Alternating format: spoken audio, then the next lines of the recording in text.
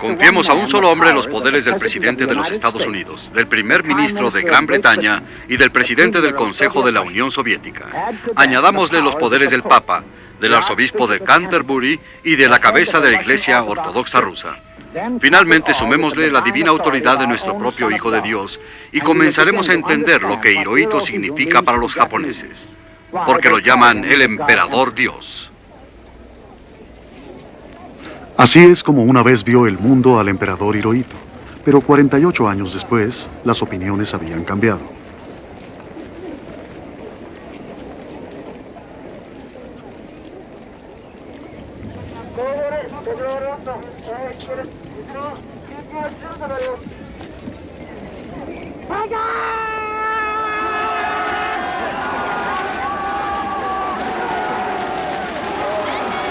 Ahora era un anciano caballero amable y con una benigna imagen paterna. En este su cumpleaños número 87, en su última aparición pública, no había ninguna duda del lazo místico afectivo que unía al emperador con su pueblo.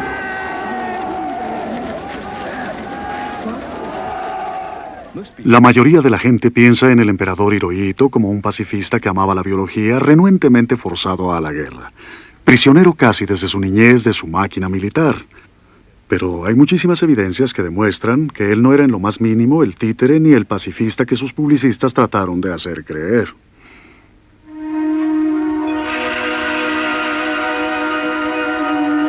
Hirohito, detrás del mito. Fue esta gran brecha entre la imagen del emperador en la época de guerra y la de su última grabación la que me motivó a observar más de cerca su larga vida. Por primera vez sentí interés por él cuando investigaba la vida de Puyi, el último emperador de China.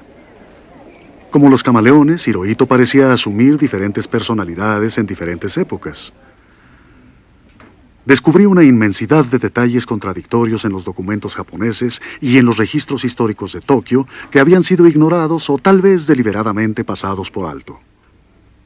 La versión oficial es que Hirohito siempre fue un títere y que no sabía lo que estaba ocurriendo, pero pequeñas casas publicitarias como esta sacaron a la luz los diarios de los altos generales del ejército y del palacio que cuentan una historia muy diferente. Su autenticidad jamás se ha cuestionado.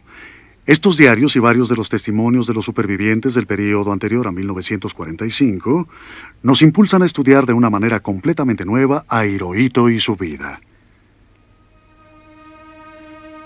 En Japón, antes de la guerra, muchos de los oficiales más importantes de Hirohito tenían diarios que mencionaban declaraciones de testigos oculares y a veces transcripciones reales, palabra por palabra, de conversaciones con él. Estos son esenciales para que comprendamos la extraordinaria vida de Hirohito y, sorprendentemente, algunos de ellos no se han aprovechado. Uno de sus camareros ahonda de una manera extraña en la traumática niñez de Hirohito.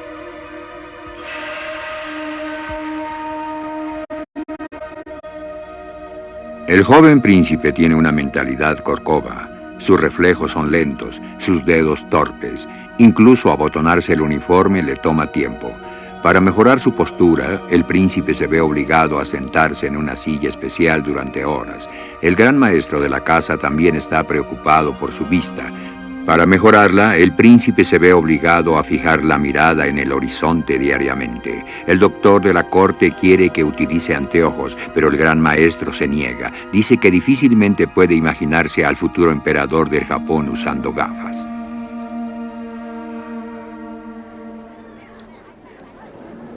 Hirohito nació en 1901. Japón tenía el revestimiento de un país moderno. Fue su abuelo, el gran emperador Meiji, en el trono los 12 primeros años de la vida de Hirohito, quien llevó a cabo este increíble cambio, pues antes de él, Japón había mantenido la mentalidad del siglo XVII durante casi 300 años. El padre de Hirohito, que sería el emperador Taisho, y su madre, la emperatriz Satako, eran casi extraños para él. Alejado de su hogar cuando solo tenía 70 días de nacido, como lo requería la tradición imperial, Hirohito fue criado por tutores que siempre le recordaban que finalmente reinaría sobre Japón como el 124º descendiente de una dinastía que se remontaba a 2500 años. Hirohito y sus dos hermanos menores fueron a la escuela de Pierce y después a la única escuela japonesa para nobles, Eton, que sigue existiendo en la actualidad. También permanecen el salón de clases imperial y su escritorio de diseño especial, donde Hirohito supo que algún día sería un dios viviente. Uno de sus pocos amigos de la infancia, de su misma edad, era Torahiko Nagasumi. Fui elegido como uno de los compañeros de juego y recuerdo que mi padre aseguró que si nosotros realizábamos la lucha sumo, no debía perder intencionalmente, solo porque algún día él sería emperador. A su majestad le gustaban los juegos de guerra, y recuerdo que jugaba con él en los jardines del palacio. Él siempre tenía que ser el líder. El director de la escuela Pierce era el general Nogi, un héroe de guerra que se volvió la figura paterna de Hirohito. Él le enseñó todo acerca del código de honor de los samuráis, las ventajas de mejorar y fortalecer las aptitudes físicas y la importancia de la voluntad.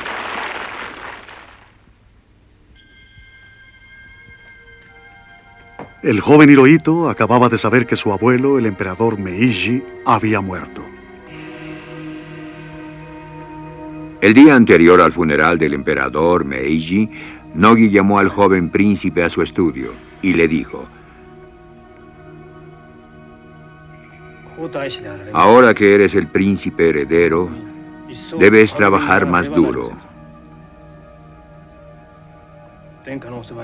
Mi presencia física no será necesaria. Siempre te estaré cuidando. Después Nogi le dio al joven príncipe un libro sobre la grandeza imperial del Japón. No tenía la menor idea de que estaba viendo a Nogi por última vez, ni de que el general se había prometido no sobrevivir al emperador Meiji. El día del funeral, el general Nogi y su esposa se tomaron esta fotografía conmemorativa en su casa, que ha sido conservada sin cambios hasta la fecha. Luego tomaron un baño ceremonial, se vistieron con sus kimonos y esperaron. Cuando el saludo de 101 cañonazos señaló que la procesión funeraria estaba en camino, junto a los obsequios del emperador realizaron un suicidio ritual con espadas como navajas.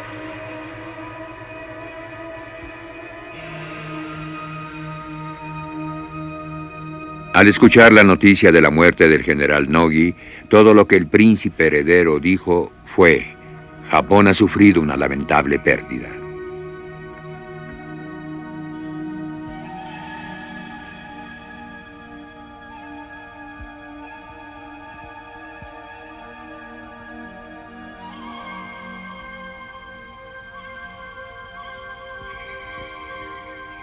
Ahora estaba más solo que nunca.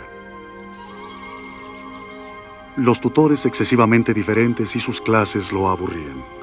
Prefería los insectos, las plantas, las mariposas. Nunca se sentía tan feliz como cuando atrapaba renacuajos. El principio de una pasión por las ciencias naturales que duraría toda su vida.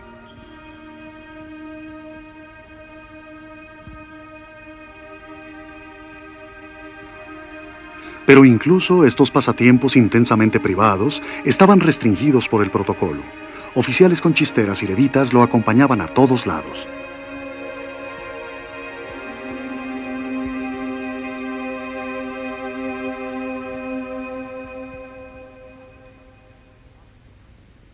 El padre de Hirohito, el emperador Taisho, no tenía la grandeza del emperador Meiji. Era un severo bebedor y mujeriego que apenas veía a su hijo. Pero en una ocasión emborrachó al joven Hirohito con sake y en otra le envió al pequeño de 11 años una concubina para que lo iniciara sexualmente.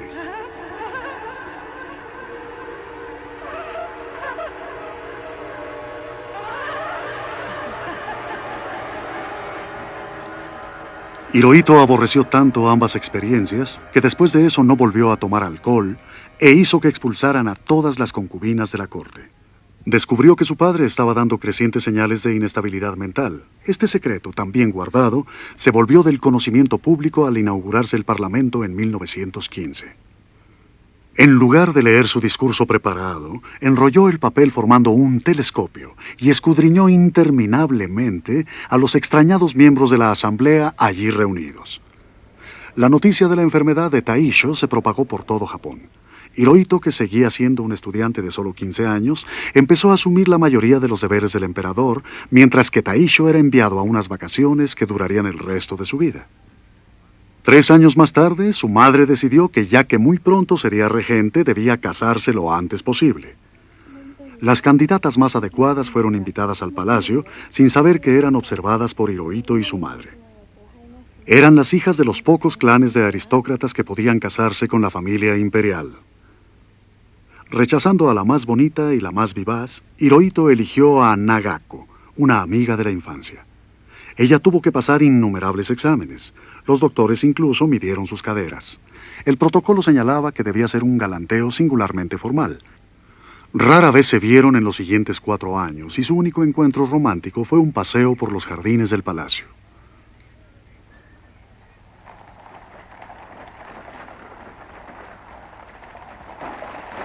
Cuando cumplió 20 años, Hirohito fue el primer príncipe heredero que salió de Japón. Fue a un paseo de 6 meses por Europa. Su viaje debía simbolizar la ventana de Japón abierta al mundo exterior.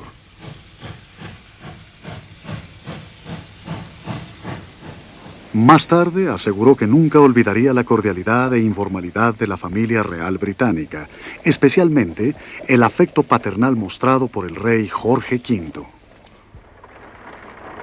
Comparado con Japón, dijo a sus ayudantes, allá había una democracia genuina sin distinción de clases. En su ancianidad diría que esos habían sido los días más felices de su vida. Hirohito atrapa un pez en Escocia.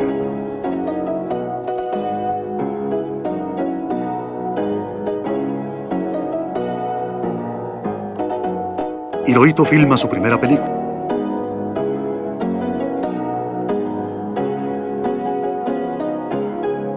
Hirohito conoce a Lloyd George.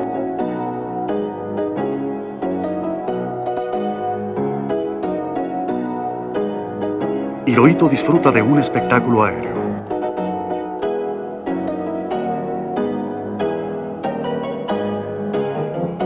Hirohito visita Francia. En su viaje por los recientes campos de batalla de la Primera Guerra Mundial, sus conocimientos detallados de las tácticas y la historia militar europeas asombraron a los generales franceses.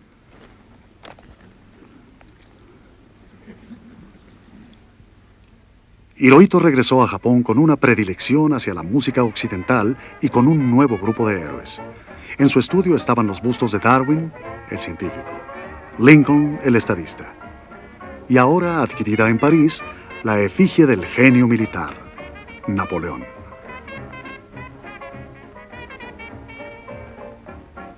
Como muchos de sus compatriotas, estaba bajo una mayor influencia europea. Los años 20 en Japón se distinguían por lo sofisticado y lo bohemio. Un espíritu de tolerancia se respiraba en el aire. Él se vestía como un caballero inglés. Una vez invitó a sus antiguos compañeros de escuela a una fiesta en el palacio y les pidió que olvidaran el protocolo y lo trataran como a uno de ellos. A su regreso, fui invitado a una fiesta en palacio. Su viaje por Europa amplió su experiencia y se veía más alto. El carácter tolerante y cosmopolita no duró mucho. El final de la era dorada de Japón coincidió con el matrimonio de Hirohito. Era una pareja amorosa, pero Nagako tenía un problema.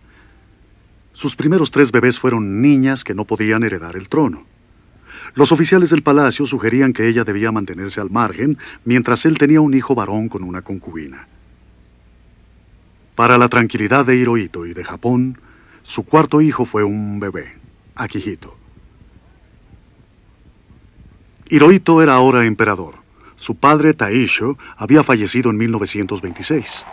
Para alejar de la mente del pueblo las grandes dificultades económicas, la entronización se convirtió en una gran celebración. En las primeras ceremonias en Kioto, Hirohito ofició como el sacerdote supremo del sintoísmo, la religión nacional.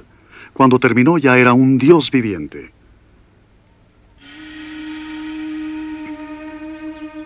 Su primer deber como emperador era el solitario peregrinar hasta Ise, el santuario más sagrado de Japón. Aquí se guardaban las reliquias de la diosa del sol, Amaterasu. Solo el emperador podía pasar detrás de la cortina blanca para comunicarse con los espíritus de sus ancestros. Cada vez se volvía una figura más inaccesible y remota.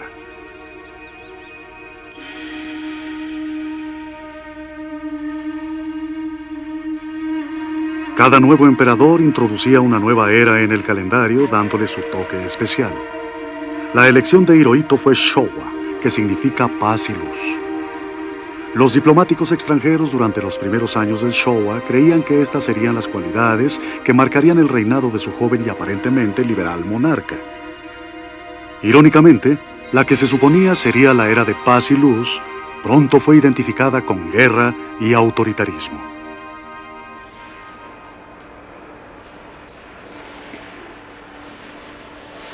Para entonces, a principios de los 30, Japón se había vuelto un poder militar de primera categoría, pero esto solo se consiguió con austeridad y estrechez. Debido al hundimiento económico del mundo, los estándares de vida de los trabajadores japoneses habían bajado. Los militares acusaban a los conglomerados industriales y a las potencias extranjeras. Creían que Japón tenía un derecho divino de colonizar a su vecino China y que solo eso restauraría la prosperidad y grandeza de Japón. Bajo un emperador al principio ligeramente reticente, Japón invadió Manchuria al norte de China en 1921, convirtiéndola en su satélite industrial. Puyi, el último emperador de China, se volvió el hombre de Hirohito en Manchuria y uno de los traidores más despreciados en el mundo. En Tokio, el emperador de Japón se reúne con el emperador de Manchukuo. Kangte es recibido en la ceremonia más estricta y presentado al cuerpo diplomático personalmente por el emperador de Japón.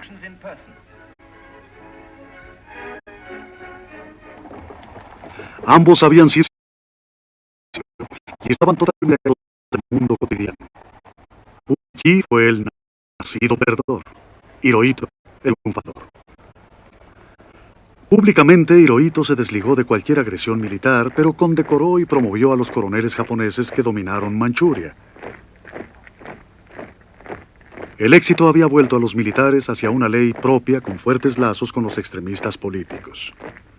Todos los del séquito de Hirohito que se oponían a un fortalecimiento militar se vieron perseguidos. La abarrotada estación de ferrocarril de Tokio se volvió el lugar ideal para los asesinatos políticos. Aquí fue donde uno de los primeros ministros de Hirohito, Hamaguchi, fue asesinado. De los muchos millones de viajeros japoneses que van a trabajar diariamente, pocos tienen idea de que fue aquí donde sucedió. El lugar exacto está marcado por una pequeña estrella de cobre. O de que en esta misma estación, otro primer ministro, Hara, había muerto a tiros por la misma razón. En febrero de 1936, oficiales subalternos del ejército organizaron un golpe de estado en el centro de Tokio, asesinando a algunos de los ministros del gabinete de Hirohito y altos oficiales del palacio. Afirmaron que actuaban en el nombre del emperador para liberarlo de los así llamados malos consejeros que querían reducir los poderes militares. Los amotinados pusieron barricadas y se acordonaron en el palacio. Hirohito sabía que si cedía sus demandas realmente se volvería un títere. Los diarios del general Honjo, el jefe de campo de Hirohito, demuestran lo estricto y decisivo que podía ser el emperador.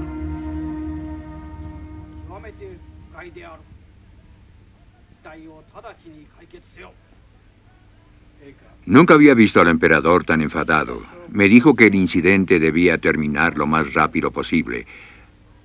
Traté de explicarle que los activistas solo pensaban en el bien de la nación. No activistas, rebeldes, dijo el emperador.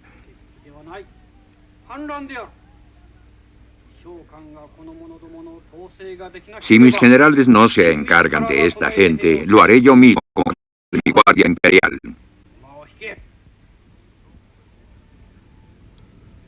No hubo demoras ni misericordia. El emperador Hirohito demostró que podía ser bastante rudo cuando se trataba de su supervivencia. Los jóvenes rebeldes del ejército que habían utilizado el Hotel Sano como uno de sus puestos de mando fueron duramente ajusticiados. Un juicio veloz, con jueces elegidos cuidadosamente y sin derecho de apelación. 19 fueron ejecutados, otros recibieron largas condenas. La rebelión había fracasado, pero paradójicamente la ideología de los rebeldes, el deseo de conquistar el fascismo asiático, triunfó.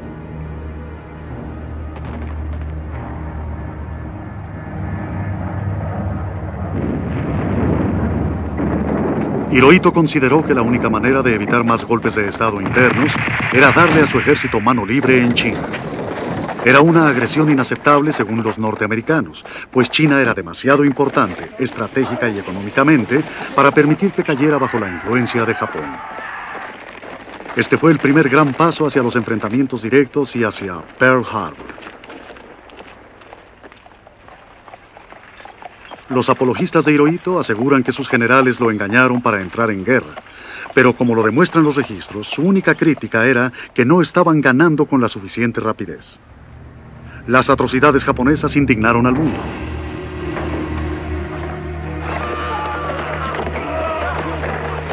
La peor ocurrió en Nankín, cerca de Shanghái, donde decenas de miles de civiles, incluyendo mujeres y niños, fueron masacrados.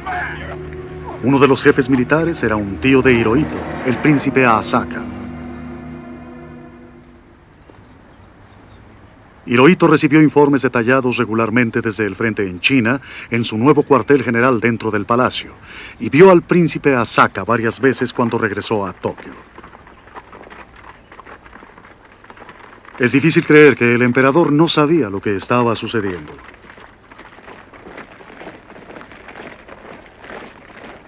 Hirohito estaba ahora constantemente uniformado. No solamente era emperador Dios, sino comandante en jefe Dios.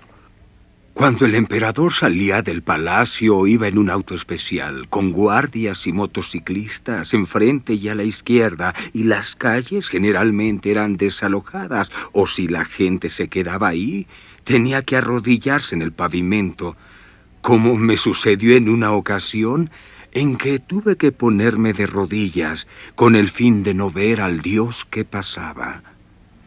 El mundo exterior se sentía fascinado con este emperador Dios. Ni siquiera su sastre podía tocar la persona del emperador, pues ¿quién podía poner sus manos en el sol? Los japoneses realmente lastiman sus ojos al ver a Hirohito, al igual que les lastima ver el resplandor del sol. Nadie soñaría con utilizar su retrato descubierto. Cuando el rostro de Hirohito apareció en la cubierta de una revista norteamericana, el gobierno japonés envió una protesta oficial al Departamento de Estado norteamericano. En 1940, la dinastía imperial llegó oficialmente a los 2600 años. Esto se volvió el pretexto para una serie de largas celebraciones para glorificar el nuevo poderío militar de Japón bajo un emperador divino.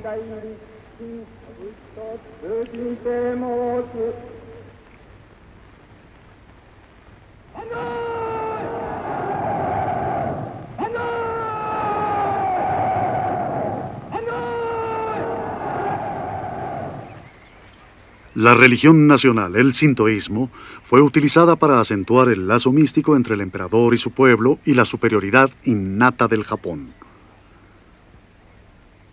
Ahora este pueblo japonés daba por un hecho que, como eran descendientes de los dioses, no podían fallar y que triunfarían sobre sus enemigos. El adoctrinamiento comenzaba casi al nacer. El entrenamiento militar comenzaba a los 6 años de edad, pero no los enseñaban a ser buenos hombres y mujeres, sino buenos soldados del emperador.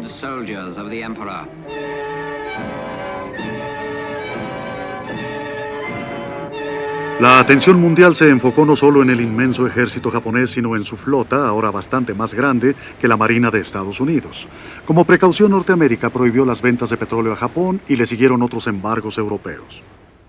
Era un círculo vicioso. Mientras más se preparaba Japón para la guerra, más petróleo necesitaba.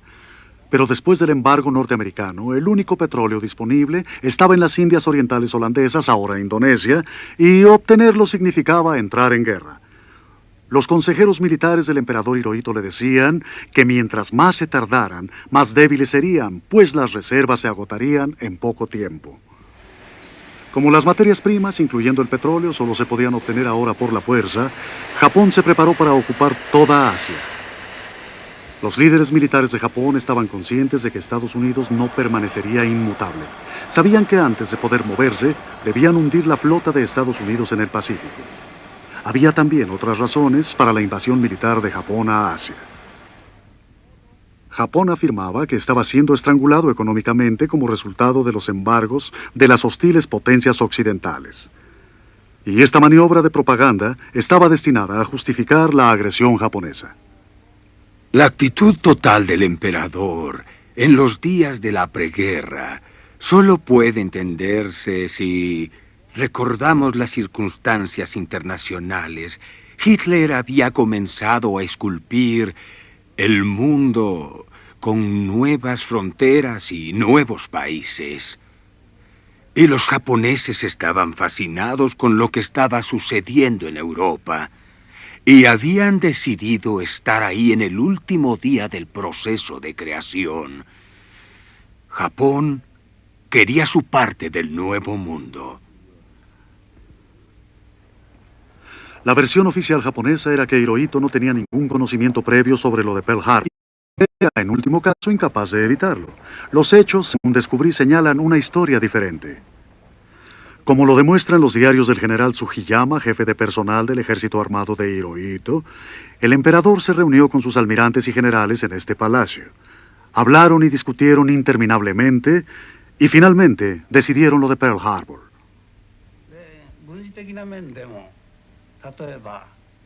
En términos militares, discutió con sus jefes de personal cuándo sería el mejor momento para atacar Pearl Harbor y cómo realizar un ataque sorpresivo en Tailandia, como podemos verlo en el diario del general Sugiyama.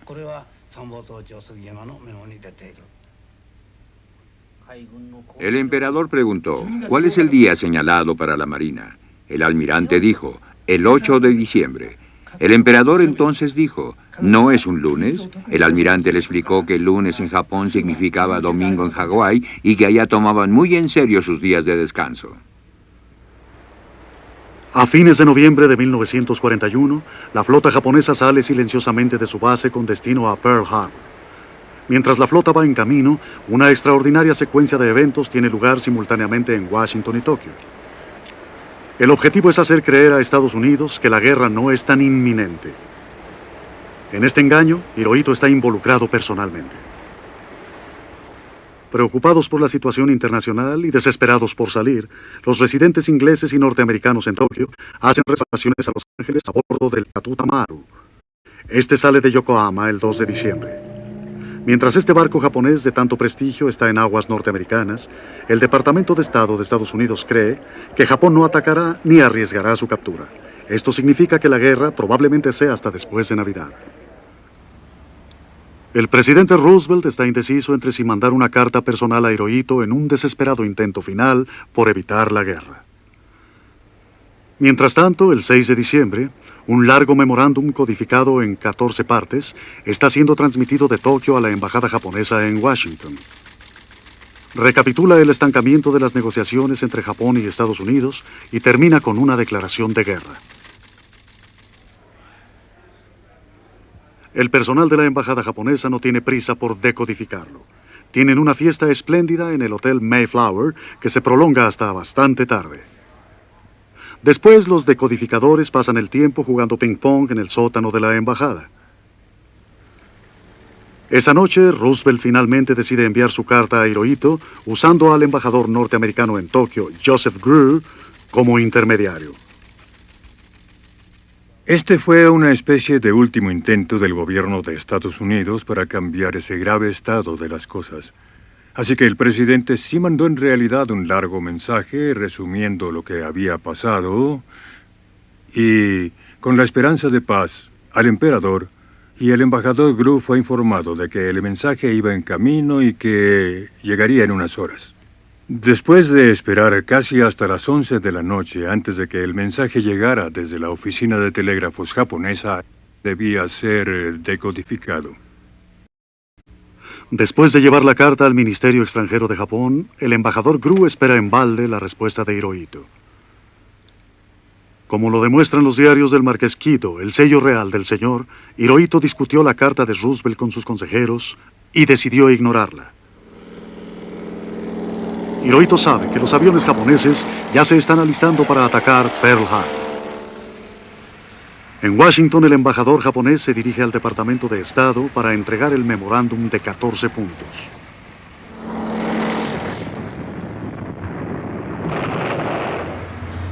Mientras va en camino, las bombas japonesas caen sobre Pearl Harbor y la flota norteamericana es hundida.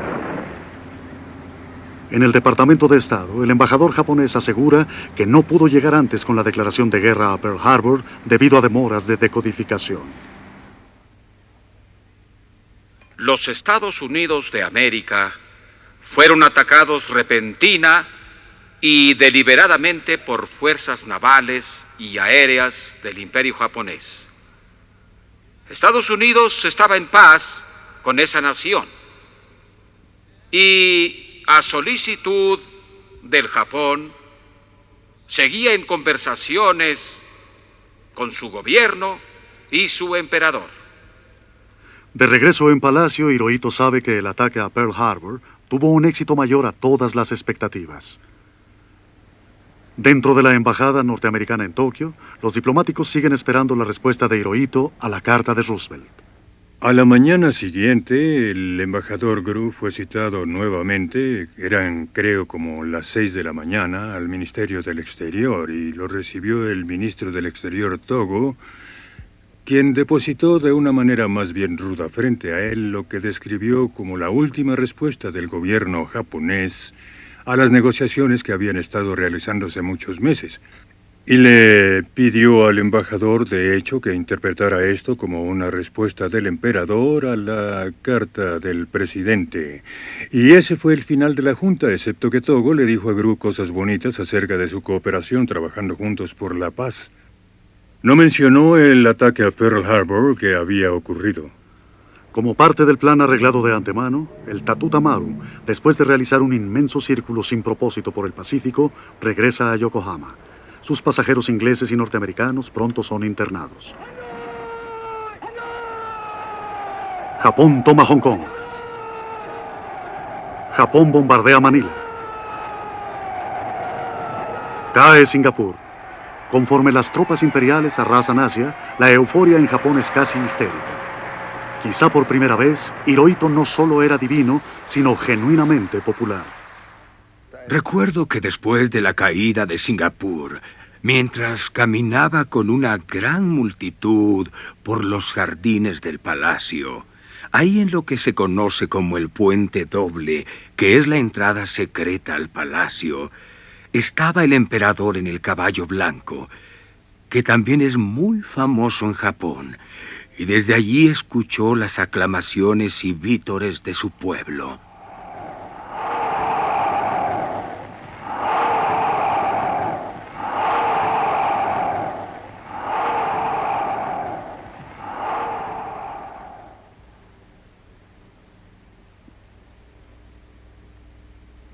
El emperador sonreía francamente y lloraba de emoción. Dijo, mi estimado Kido, ¿te das cuenta de lo que hemos logrado? Java se ha rendido. Todas las Indias orientales holandesas son nuestras, al igual que Burma. Ha sucedido demasiado rápido. El emperador estaba tan feliz que se me fue la voz.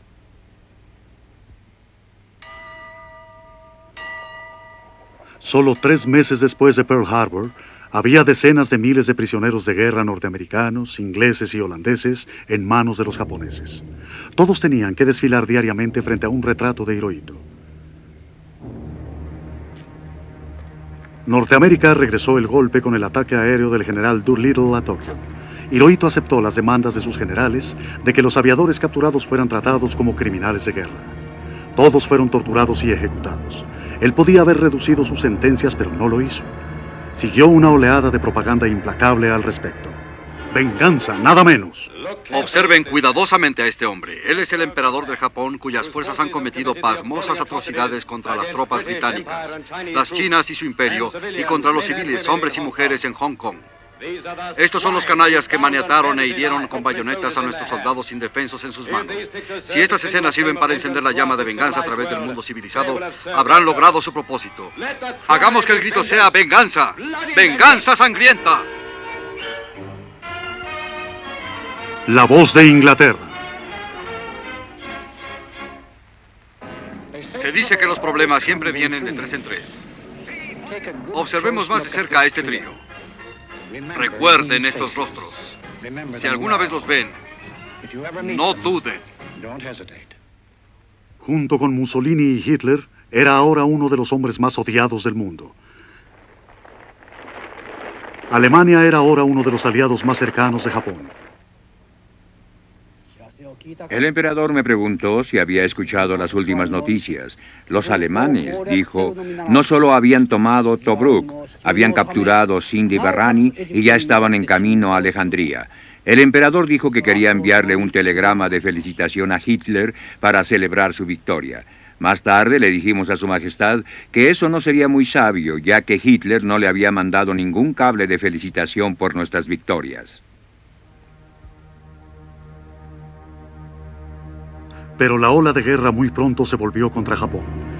Los ataques norteamericanos en las islas del Pacífico destruyeron más aviones de los que Japón podía reponer. Gradualmente la euforia dio lugar a un inquieto espíritu defensivo. Como lo muestran los diarios de Kido, Hirohito siguió impávido, urgiendo a sus generales a la victoria. Los ataques aéreos norteamericanos llevaron la realidad de la guerra a todos los hogares, a pesar de los comunicados oficiales japoneses de estar tranquilos. Realizaron el primer golpe aéreo de Norteamérica contra el corazón de la capital japonesa, en donde la resistencia era incapaz de satisfacer las necesidades del momento. Los blancos militares fueron elegidos. El Palacio Imperial fue evitado. El gobierno de Estados Unidos había decidido que no debíamos bombardear el Palacio del Emperador. Fue una decisión fácil de tomar, pues el embajador Gru y otros para entonces estaban señalando la importancia de permitir al pueblo japonés retener al emperador después de la guerra, e incluso haberle causado algún daño al emperador habría desencadenado a los japoneses como un nido de avispas, aumentando así su fervor por la guerra. Hirohito empezó a pasar más tiempo bajo su refugio antiaéreo en su palacio, construido como una inmensa bóveda de seguridad con muros de hormigón de 10 metros de espesor. Cada familia que sufría pérdidas recibía un mensaje de condolencia de la emperatriz. Conforme aumentaron los decesos y sus cenizas regresaron en cantidades cada vez mayores, la propaganda militar deliberadamente fortalecía el nexo místico entre el emperador y sus soldados.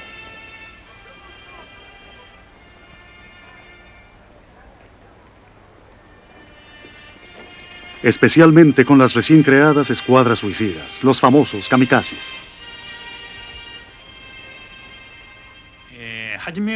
Los primeros pilotos que salieron atacaron voluntariamente sin ninguna ceremonia. Sin embargo, cuando los ataques de los suicidas comenzaron a operarse desde Japón, el número de ataques aumentó y también la necesidad de más pilotos. Muchos de ellos no querían ir en esas misiones. Para elevar su ánimo, hubo una ceremonia. Recibieron sake imperial y unas cintas especiales para la cabeza.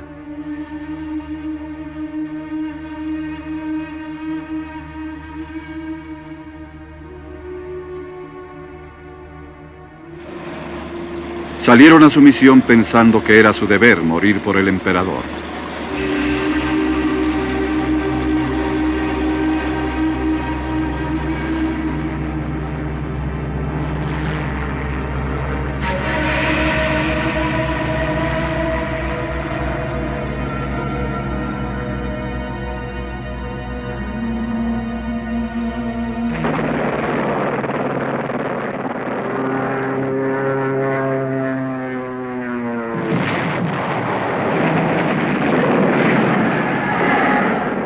Como vemos en el diario de Kido, Hirohito habló sobre los éxitos de los kamikazes y sus decesos.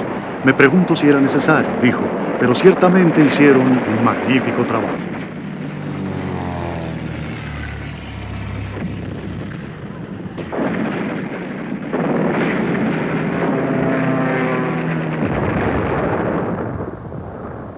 La propaganda aprovechó el sistema de los kamikaze para explicar al país que para el emperador, cada ciudadano, tú y yo, debía morir y dar la vida cuando los norteamericanos desembarcaran en la Tierra Santa de Japón. Las fuerzas norteamericanas se estaban acercando. Algunos de los consejeros de Hirohito lo habían predicho, pero en el pasado habían sido ignorados. MacArthur, como habían advertido, empezó a usar las islas del Pacífico que habían sido recapturadas como bases para acorralar a Japón desde el aire. Los decesos y la destrucción fueron horribles. En una sola noche, El 9 de marzo de 1945 murieron más de 120.000 civiles solo en Tokio, calcinados vivos por las terribles bombas incendiarias.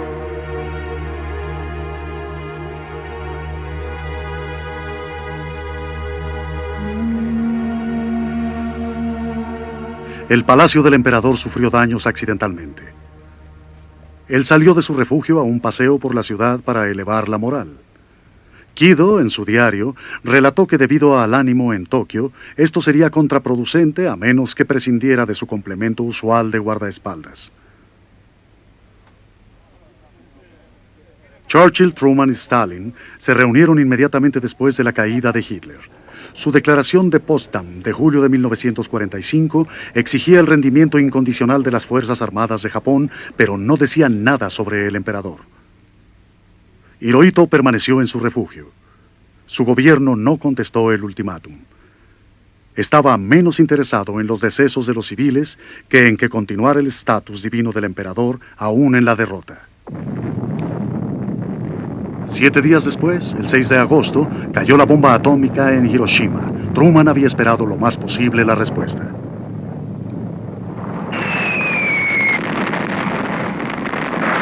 Pero aún 3 días después de Hiroshima, el gabinete de Hirohito no había reaccionado al ultimátum. Ahora la Unión Soviética entró a la guerra contra Japón y Truman soltó otra bomba atómica, esta vez en Nagasaki. En toda Asia, miles de japoneses se estaban rindiendo. Pero en Tokio, el gabinete de Hirohito seguía dividido. La mayoría de los ministros deseaba rendirse. Algunos generales deseaban pelear hasta el final. Ahora, por fin, Hirohito tomó la decisión más importante de su vida. En el increíble calor de su sofocante refugio imperial, anunció a sus ministros que pretendía, sufriendo lo insufrible, aceptar los términos de la declaración de Potsdam. Mientras que la mayoría de sus ministros lloraba sin consuelo, Hirohito mostró poca emoción. Si Japón hubiera aceptado la declaración de Potsdam, las bombas atómicas no habrían sido soltadas y quizá la Unión Soviética no hubiera entrado a la guerra. Pero el emperador quería asegurarse de que el tratado de paz garantizaba su estatus y la continuación del sistema imperial. Así que eso retrasó la rendición de Japón 2 semanas más.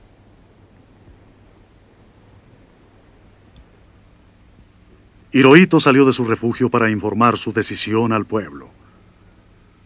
Shizuto Haruna fue uno de los que asistió al palacio para grabar el discurso de rendición del emperador.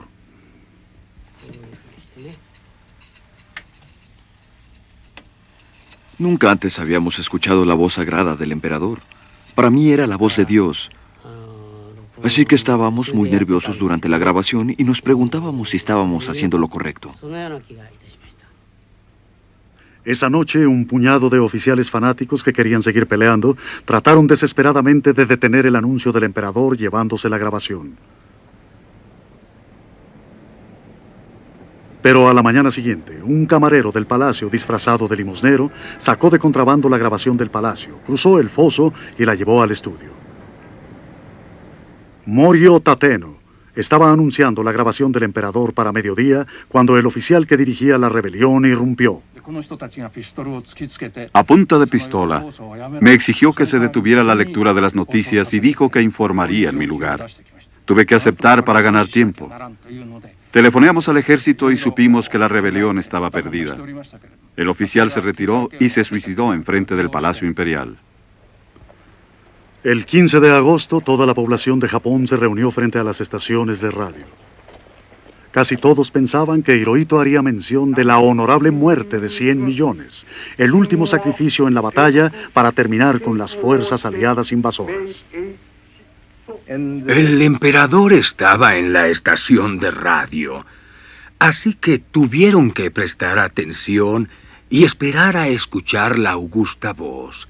Y luego llegó esa voz que nunca, jamás había escuchado el pueblo, muy extraña, muy lenta y algo aún más extraordinario, hablando un idioma que su pueblo no entendía.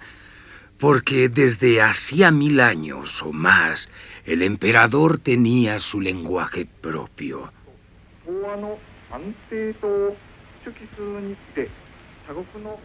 Y algunos adivinaron lo que era, que no era una petición de batalla, pero tuvieron que poner en la radio a un vocero de la Armada que llegó y repentinamente, en un idioma claro, tradujo o explicó lo que pasaba. Muchachos, se acabó. Tenemos que aceptar el ultimátum de rendición de Potsdam.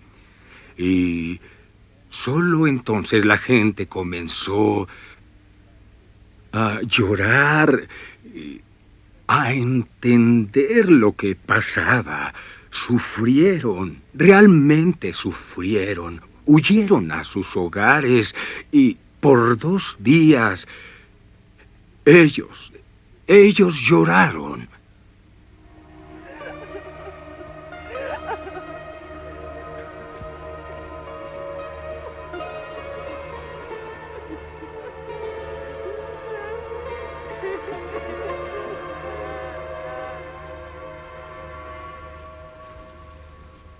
El ministro imperial del Interior ordenó que todos los documentos oficiales que incriminaran al emperador fueran destruidos antes de que llegaran los norteamericanos. Ahora invito a los representantes del emperador del Japón y del gobierno japonés y del cuartel general imperial del Japón a firmar el instrumento de rendición en los lugares indicados. Ni Hirohito ni ningún otro miembro de la familia imperial asistió, ni se vio obligado a firmar. El emperador ya se estaba alejando de sus ministros y generales. Pocos días después, Hirohito salió del palacio para visitar la tumba de su padre, el emperador Taisho, para disculparse por perder la guerra. Esta fue la última vez que fue visto con uniforme militar.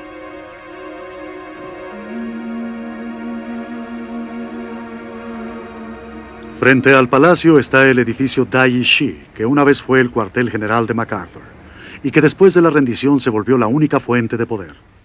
Desde este escritorio, MacArthur gobernó Japón. Su problema más urgente al llegar a Japón fue cómo tratar a los criminales de guerra japoneses y qué hacer con Hirohito. La presión internacional para tratar al emperador como criminal de guerra era considerable. El Senado y el Congreso de Estados Unidos habían resuelto unánimemente enjuiciarlo. Era el número 7 de la lista del gobierno australiano y de Francia, China, la Unión Soviética, Holanda y muchos otros países que también querían sentenciarlo. Hirohito sabía que debía humillarse ante MacArthur. El 27 de septiembre fue a la Embajada de Estados Unidos para una junta extraordinaria. Llena de curiosidad, la señora Jean MacArthur se escondió tras una cortina para presenciar los procedimientos. El ayudante de MacArthur lo esperó en la entrada. Y por supuesto, los guardias presentaron armas y yo saludé amablemente. Y el emperador se inclinó y extendió la mano y pude sentir que su mano temblaba en mi mano, lo que me conmovió enormemente. Mi primera impresión sobre él fue que era extraordinariamente joven y muy apuesto. No lo había esperado así. Tal vez había visto demasiadas caricaturas suyas durante la guerra. De algún modo, con la mano, le señalé el camino para que entrara al edificio y tomé su sombrero, pues llegó con chistera y levita, atuendo demasiado formal. Se veía muy elegante. Y luego, MacArthur, que deliberadamente lo esperaba ahí de pie a que entrara, se dirigió apresuradamente hacia él y le dijo: «Sea usted muy bienvenido, señor». Me quedé atónito, pues era la primera vez que escuchaba a MacArthur decirle señor a alguien. De todos modos, el emperador se inclinó tanto que su apretón de manos estaba sobre la cabeza del emperador. Fue cómico. El contraste entre el enorme MacArthur en traje de calle y el pequeño y nerviosamente sonriente emperador con un atuendo formal era tal que al principio los editores de periódicos japoneses no querían publicar la fotografía que consideraban irrespetuosa para el emperador. Hirohito había dicho a MacArthur que estaba listo para asumir toda la responsabilidad en lo referente a la guerra. Tenía buenas razones para creer que esta sería rechazada. MacArthur, cuya prioridad mayor era un Japón estable, dócil y proimperialista, sabía que sería mucho más efectivo obtener la ayuda de Hirohito como socio joven para dirigir al Japón ocupado en la posguerra. Después de la reunión, pasó algo extraordinario. Nunca había visto al general tan conmovido como entonces. Y la señora MacArthur había salido de atrás de las cortinas y nos quedamos ahí. Y él puso sus brazos en nuestros hombros, lo que nunca había hecho. Y a su manera dramática dijo: yo nací y crecí republicano y también me eduqué con ideales democráticos y principios republicanos. Pero al ver a un hombre una vez tan arriba y caer tan abajo, eso me duele. Y después salió hacia las escaleras y nos dejó ahí parados. De la noche a la mañana, Hirohito cambió su estatus divino. Deliberadamente apareció ante la prensa norteamericana como un padre de familia ordinario con un presupuesto propio disminuido y una corte muy reducida.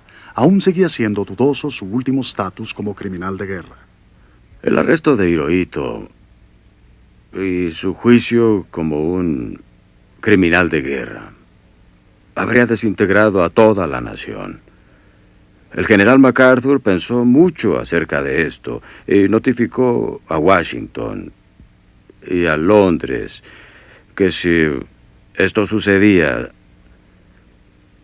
todo se desintegraría, se retirarían a las montañas y habría guerrillas que podrían durar por un tiempo indeterminado. 28 criminales de guerra japoneses, incluyendo al último premier Hideki Tojo, fueron juzgados en Tokio por la agresiva crueldad con que actuaron.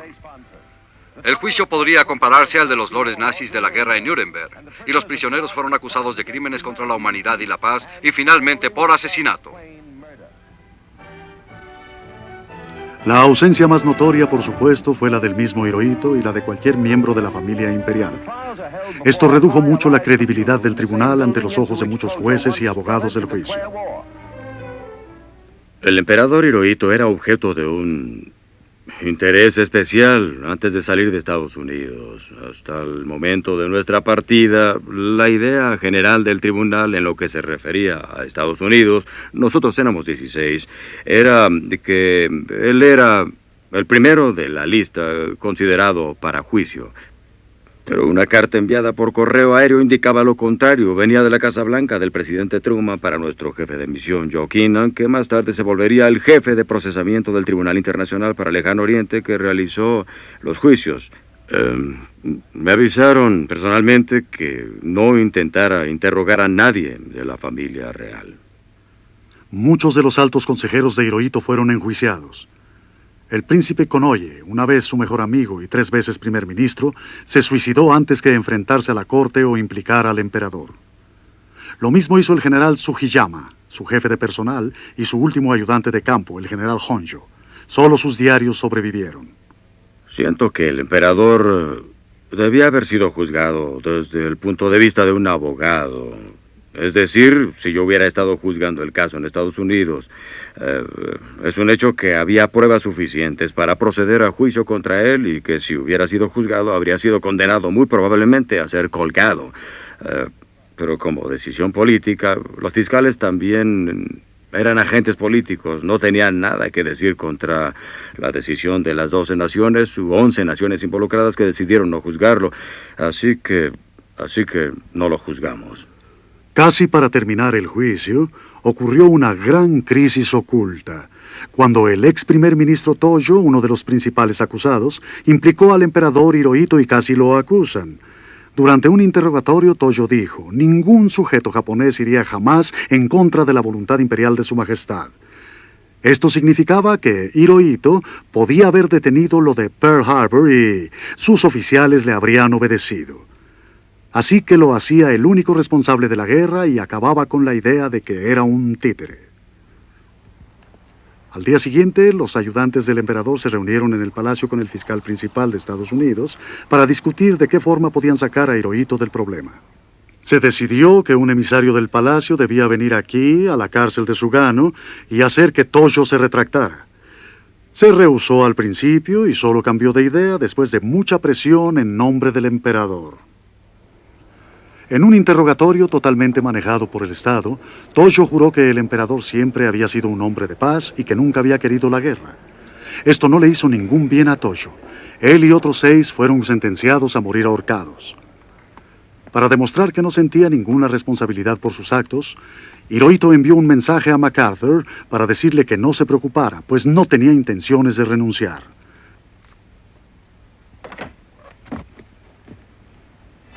El emperador japonés se mezcla con su pueblo.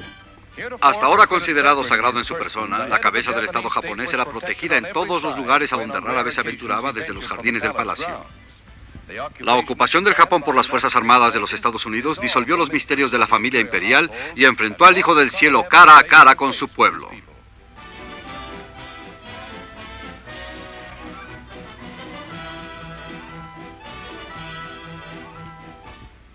En esta ocasión sin precedentes, Hirohito conversó con muchos de sus súbditos, muy diferente de los días en que su pueblo tenía prohibido ver su sagrada presencia.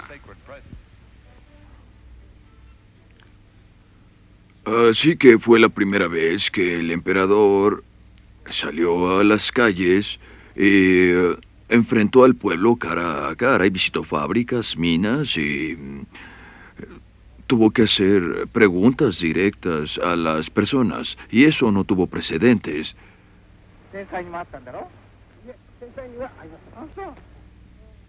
Se sentía un tremendo entusiasmo y apoyo hacia el emperador por parte de las masas. Y eso para mí fue algo totalmente inesperado, porque después de las consecuencias de la guerra y de las ruinas, se podía pensar que hubiera alguna hostilidad, pero no había ninguna.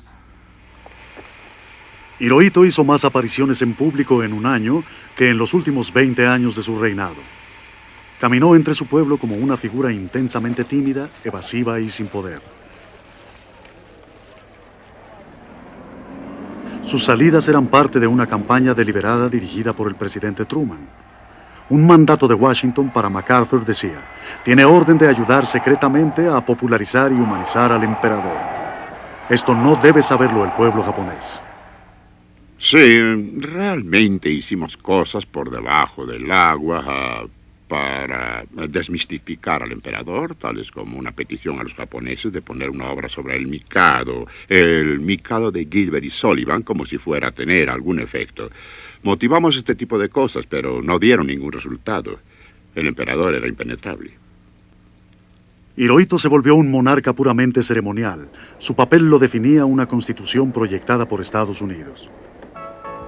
Disfrutando una reunión con sus hijos y nietos, el emperador y la emperatriz no parecen diferentes de otros abuelos.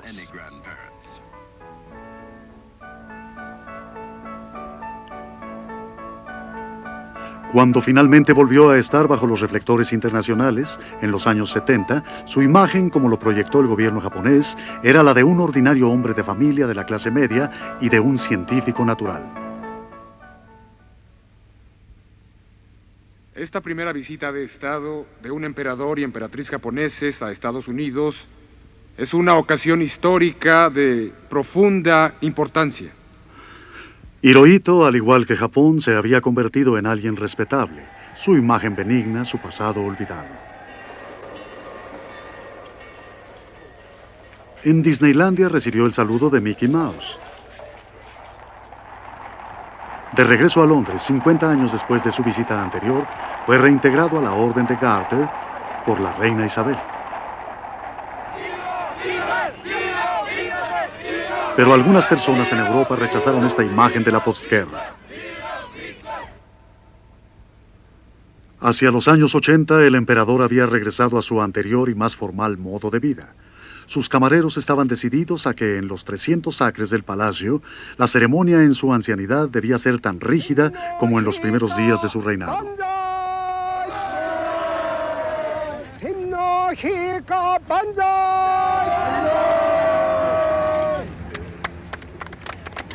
Para los ancianos, Hirohito era alguien con quien habían compartido sus penosas experiencias de guerra y quien puso fin a la misma. Los libros de historia de Japón evitaban cualquier mención de su papel en la guerra, por lo que los jóvenes no sabían nada sobre su verdadero pasado. Se supone que la sociedad japonesa es una sociedad democrática, abierta y muy libre, pero sigue habiendo algunos tabúes. que significan que no debemos hablar acerca del emperador y de la familia del emperador o del sistema imperial abiertamente, particularmente de lo que el emperador Hirohito hizo en el pasado, y precisamente de cómo empezó la guerra y de qué clase de responsabilidad tenía de haberla comenzado. En Japón, escribir sobre la responsabilidad del emperador Hirohito en la guerra es muy difícil, aunque sea basado en algún hecho histórico. Si insistimos en hacerlo, es seguro que nos perseguirá el ala derecha.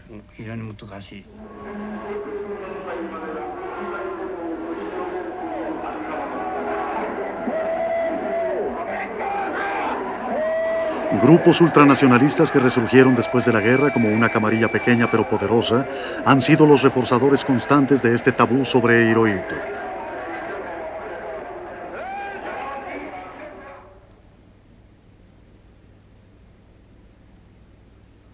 Pero no solo los extremistas lloran su muerte. La pena de que termine la era de Showa es general. La pregunta que yo me hago es, ¿a cuál Hirohito llora su pueblo? ¿Al una vez Dios viviente, símbolo del Japón orgulloso, insular e imperial? ¿Al comandante en jefe que permitió que su país fuera conducido a una guerra desastrosa? ¿O lloran al benigno hombre de familia, símbolo de la recuperación de un Japón próspero de alta tecnología que dio la impresión de que no tenía nada que ver con el agresivo pasado? No hay duda en mi mente de que esta imagen inocente del Hirohito de la postguerra es la que la mayoría de los japoneses quiere perpetuar, incluso si eso significa reescribir considerablemente la historia. Como sabemos ahora, su papel durante los 63 años de su reinado fue muy complejo. Su imagen inocente es solo una de sus muchas encarnaciones.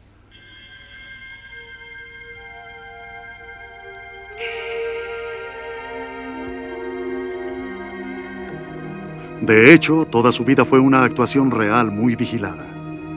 A pesar de la existencia de su propio diario, el registro diario de sus camareros sobre sus actividades, todos momentos amorosamente guardados, es difícil que tengamos acceso a ellos o que sepamos toda la verdad.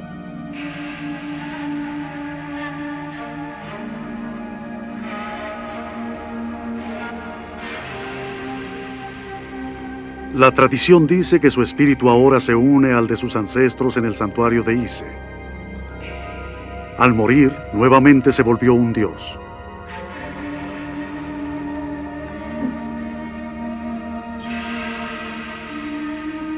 Así como ningún mortal puede atravesar la cortina blanca del santuario, nosotros nunca sabremos cómo se veía Hirohito a sí mismo. ¿Cuál de sus muchas encarnaciones significaba más para él? ¿El niño solitario? ¿El guerrero en el caballo blanco? ¿El gentil y cada vez más recluido hombre de familia? Quizás al final, todo lo que a él le importaba era que había sobrevivido.